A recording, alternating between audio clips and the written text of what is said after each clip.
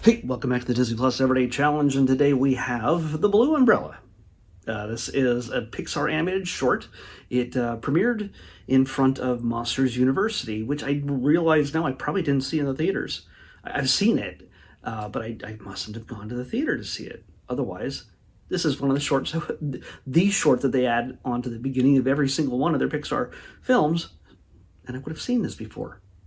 It's a charming, simple, but beautiful, beautifully rendered, beautifully animated love story with, of course, no dialogue. There is some vocalization, some singing, a voice that goes over top of the entire 7-minute short. It is from 2013, and it's written and directed by Sascha Unseld. I had to look at that just to make sure I got close to pronouncing it right. Sascha Unseld.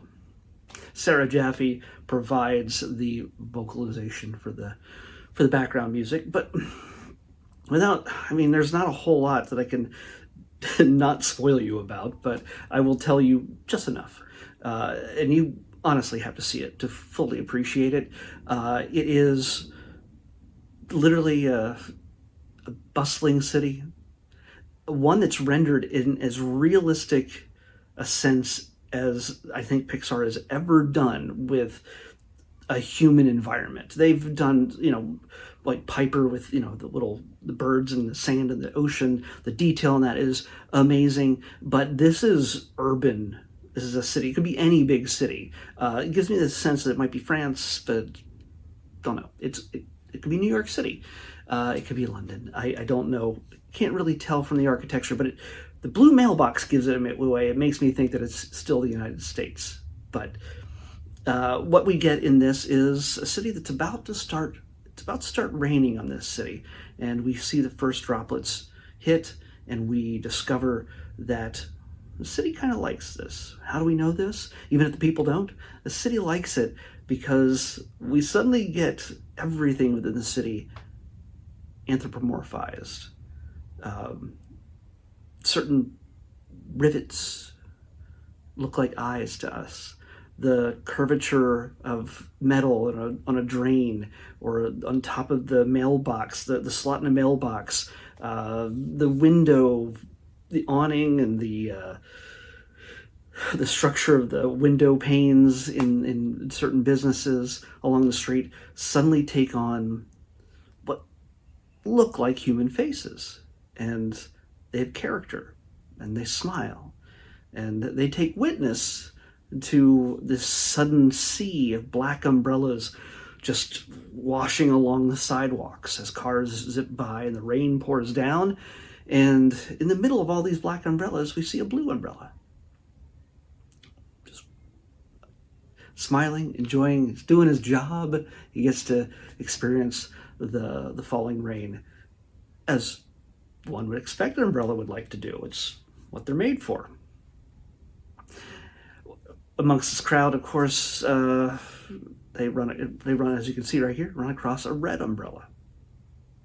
And suddenly true love blossoms. They cannot be separated.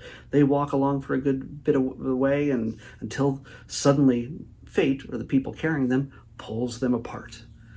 And what can they do to ever see each other again? He really wants to get back together with what one would assume is a female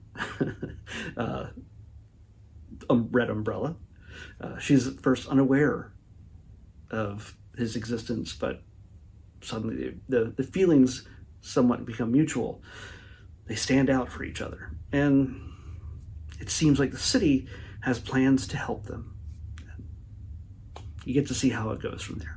It's pretty simple. It's story-wise, it's not gonna like necessarily blow your mind, but how it's depicted, which is always about what Pixar does best, is depicting reality and fantasy and blurs the lines of all of it and gives you a little piece of joy along the way. Usually without a word spoken, without any language required, you understand a Pixar short. And that's the beauty of what they do. So so I don't go any longer than what the actual short is, I'm going to wrap it up here. Definitely check it out if you haven't seen it. Honestly, I think there's a shorts section where you might be able to, or a Pixar section, obviously. You might be able to just pour through all of these shorts at some point. Just run through them all. Pick a rainy autumn day, or snowy, depending where you are, and enjoy them all. Let's pick tomorrow's episode. 239. Staying in the upper numbers. Don't have to scroll far. Oh my.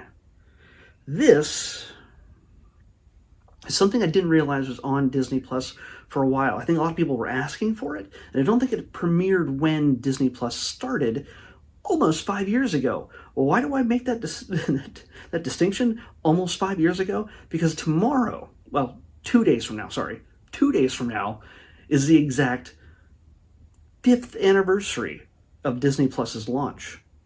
Yeah. So we're one day short of it. This would have been perfect. This would have been perfect for the 5th anniversary episode, but I don't know what we're going to get for the 5th anniversary. We'll see. But for now, we're going to be watching the Mickey Mouse Club.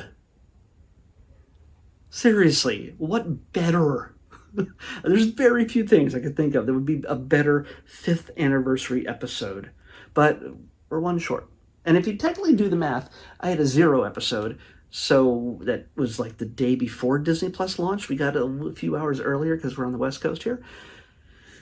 I did a 0 episode, which was The Mandalorian, if you look at the playlist.